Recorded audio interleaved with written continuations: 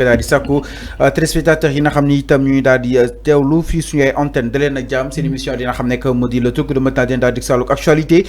tolaay réew mi si nu mu gën a yaatoo suñu ay ponk li si nar a gën a fës mi daal di koy faram-fàccee bokk na jëm si miro li nga xam nekk moo di PIGF nag PIGF mi ngi daal di accéléré li nga xam nekk moo di la cadence ñi xaar nag li nga xam nekk moo di ay dossiers yu mag nag ci li nga xam nekk moo di kanam yoon ak wala yoonal des ko daal di faram-fàccee si nu mu gën a yaatoo exactement ak ces 5 bombes yi nga xam ni itam jamono ji mi ngi si loxoy li nga xam nekk moo di PIGF dina daal dikk itam par rapport ak mbiru li nga xam nekk moo di Antoine Félix Diome moom itam mu daal annoncé une plainte moom ki nga xam nekk moo di Antoine des na ko daal di yaatal léegi nii incha allah dina daal di yegg si itam si la sortie bu Ousmane Sonko jëm si révélation yi nga xam ni itam doon na ko daal def à l'occasion justement du 1er mai entre autres waaye itam ne daal di yegg si mbiru Farba qui font l'objet de notre discussion seen émission li nga xam nekk moo di le truc de matinal donc likez partagez et parvenez live ñi nga xam te ñoo rajo jotagul ñu fa seen daal di war a mën a ànd ak ñun si waxtaan wi si nu mu gën a yaatoo exactement donc ñu leen ni bu baax a baax di leen ziar alors daal di koy commencé ki nga xam nekk moo di Antoine Félix Diome moom itam Antoine nag ma ni kon ki nga xam nekk moo di Zurari Sow moo ko daal di yóbbu si kanam yoon ak wala yoonal parce que jàpp na ni moom ki nga xam nekk moo di monsieur Sow di Zikrullah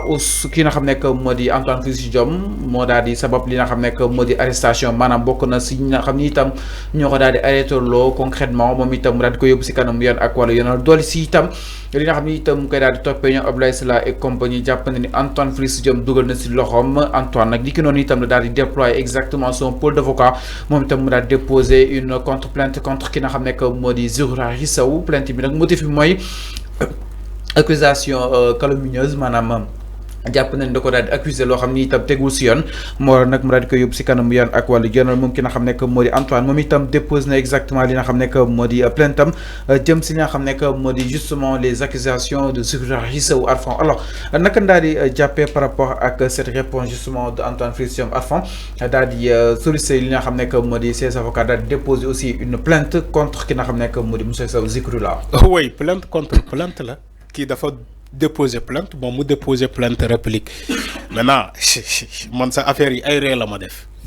ndax Antoine Diome war naa déposer plainte contre Zikrullah Sow ou bien war naa dem wuy ji ci plainte boobu c'est la question donc je suis xam nga question boobu laa doon poser démb maintenant comme moom Antoine Diome nee na day déposer plainte contre monsieur Zikrullah Sow maintenant on attend justice la ñuy xaar mu def liggéeyam parce que deux Sénégalais ñoo jotee ça n'a rien à voir avec l'État encore une fois boo gisee may préciser ni que le dossier là n'a rien à voir avec l'État vous avez bien précisé ni que Zikrullah Sow moo déposé une plainte contre Antoine Diome dafa jàpp ni que Antoine Diome dafa bokk ci ñu ko arrêté wala Antoine Diome moo occasionné woon son arrestation donc moom loolu la wax moo tax il veut que justice soit faite contre Antoine Diome parce que dafa jàpp ni que Antoine a utilisé de ses pouvoirs pour lui faire arrêter mooy lu ñuy ne abus de pouvoir dafa yaakaar ni Antoine Diome dafa def abus de pouvoir pour ñu mën ko arrêter moom c'est ce qui n'arrive pas à consommer c'est ce qui n'arrive pas à concevoir maintenant comme ñoom ñaari jotee nañu dem ci kanam yoon parce que seule la justice qui peut départager deux personnes wala ñaari sénégalais yu jotee ñu mën a dem fu mu mbaxane doonee benn ñu àtte leen l'autre est présumé innocent et aussi l'autre il est présumé innocent xam nga yow soo déposé sur l'accusation je parle de Zikrullah Sow moom moo njëkk a déposer une plainte sous accusation ci Antoine Diome parce que dafa accuser Antoine d'avoir ordonné son arrestation Antoine Diome nee na déedéet man defuma loolu damay déposer contre plainte pour accusation calomnieuse donc si wàllum yoon dafay am que ça soit accusation calomnieuse que ça soit ordonnance boo xamante nit dafay ordonner une arrestation contre une nit boo xamante ne tegu ko fen tout ça presse mënu ko leeral mais justice kese moo ko mën a leeral donc comme dossier bu ñëwagul d'abord mën naa la ne formeegul dossier il y a déjà des plaintes mais dossier bi en tant que tel en matière amagul on va s'abstenir et laisser d'abord le déroulement de ces plaintes-là parce que tu as annoncé 2 plaintes il faut qu'on attend l'aboutissement de ces 2 plaintes alors mais avant justement la réponse de Antoine Félix Diome par rapport à li nga xam ne que moo di ces accusations jàpp na ne nag léegi peut-être képp ku ko dut dina la ko dut à fond maanaam il va sans doute justement rassembler ses avocats pour répondre ak yenn say accusations yi nga xam ne itam ñu ngi ko koy teg fii Sénégal concrètement est-ce que da nga jàpp ni Antoine li mu liggéey démb moo koy rattrapé tey wala concrètement est-ce que tamit lii solution la ku ko yóbbu si yoon mu tamit mu daal di yóbbu si yoon. oui xam nga parfois on fait tellement de la. yow yëpp nga Antoine un de toi nga ne Antoine war na rendre compte. Fallou, je vais réitérer mes mots. Antoine doit être devant la barre et il sera convoqué. Man waxuma ci ay way dafa dama né dans un pays sérieux on peut pas être un ministre de l'intérieur ñu boom fi plus de 86 jeunes ci un ministre de l'intérieur après vous me dites que waruñu ko wo waruñu ko convoquer alors que loi d'amnistie bi conseil constitutionnel moo ne couvrirul les crimes de sang. Maintenant kan ñan ñoo doon ordonné ci la hiérarchie pour ñooñu ñu mën a tirer xam man duma ko leeral parce que je n'étais pas nekkuma woon ministre de l'intérieur nekkuma woon sous le haut commandement de la gendarmerie nekkuma woon ci le haut commandement de la police ñi fa nekkoon ci moment boobu ñoom ñëpp war nañ leen woo ñu dem wuy ji c'est ce que j'ai dit c'est tellement facile li ma wax c'est pour nga comprendre que tu n'as pas besoin de faire les bancs wala nga dem à l'école wala ki dama né dans un pays sérieux. Donc il doit partir de ceux qui vont rendre compte. Mais il doit rendre compte effectivement loolu laa bëgg a wax Antoine Diome doit rendre compte de sa gestion au sein du ministre de l'Intérieur. Parce que manifestation yi tous son magistère la amoon ak Macky Sall ak les hauts commandements de la gendarmerie Moussa Fall nekk fa beneen bi yàgg nekk fa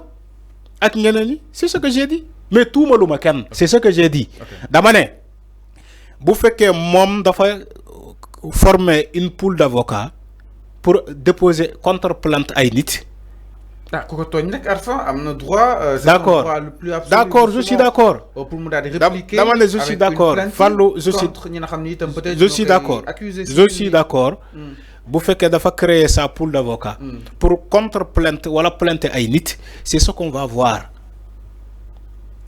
man d'accord naa ku ko tooñ mu porter ko plainte parce que doomu la ci Sénégal mais aussi il doit rendre compte de sa gestion ou bien dans l'exercice de ses fonctions de ministre il doit être appelé à la barre et il doit se justifier quand même. Mais Fallou on peut pas lu ñuy ne Macky Sall na ñibbisi ñëw leeral même chose la ñuy wax Antoine Diome na ñëw leeral parce que toutefois bu ñu duggee ci ay plainte moom dafa teel a contre-plainte parce que plainte yi ñëwagul même contre-attaqué bi ni leeralu ko taxul ñu ñuy bàyyi ñu war a porter Antoine Diome plainte dañoo bëri dañuy xaar pour que le conseil constitutionnel loi boobu bu ñuy nekk dañ koy promulguer ba pare officialiser ko dans le journal officiel de l'État ba pare nit ñi dañuy porter seen plainte dañuy yóbbu seen plainte dem déposer ko en tout cas les victimes ci manifestation yi ñu lor woon ci manifestation yi ñu am ay famille yoo xamante dañoo am ay ñu gaañ famille gaañu le ils vont porter plainte loolu il faut s'attendre à ces plaintes là man foofu lay waxee te plainte yooyu du viser kenn ku dul ñoom ñi ma cité fii ñu nekkoon ci au haut commandement ñoom la ñuy porter plainte su la neexee mën nga dem porter plainte Massamba wala Mademba yooyu yaa xam mais plainte collective bi il faut que mu ñëw te loolu bu ñëwee du la bett parce que tu es au courant. Alors il est au courant. mi ngi noonu xam nga ñoom ma ñëw ma jeexalee foofu xam nga ñoom ay nag yi jëm Seras la moo tax ñuy contre-plainte di victimiser wu di def tout ça c'est-à-dire que dañuy attaquer la chose avant l'heure xaw ma ndax tu comprends ce que j'ai dit ils anticipent les événements dañuy attaquer la chose avant l'heure xam nañu tôt ou tard moom Antoine Diome sera convoqué moom xam na ko tôt ou tard Ismaïla Madior Fall sera convoqué moom Ismaïla Madior Fall xam na ko tôt ou tard ñeneen ñi doon ordonné ils seront convoqués. ñoom xam nañ ko moo tax ñoom dañuy xaar seen heure balaa muy ñëw balaa seen heure di ñëw tu vois l'exemple Mansour Faye ba mu xamee ni que dañ koy convoqué dafay njëkk multiplier ses attaques ci gouvernement bi. parfois mu attaqué Sonko parfois mu attaqué Diomaye c'est-à-dire que il veut que ñi gars yooyu acharné wu ci kawam avant l'heure de sa convocation. C'est clair par rapport à li nga xam ne que moo di mbiru Antoine Félix Diome donc nag moom répliqué na exactement sa plainte contre ki nga xam ne que moo di Zahra Iyane Sow alors ndax ñu itam si leneen du côté de la régie ginnaaw loolu daal di yegsi si li nga xam ne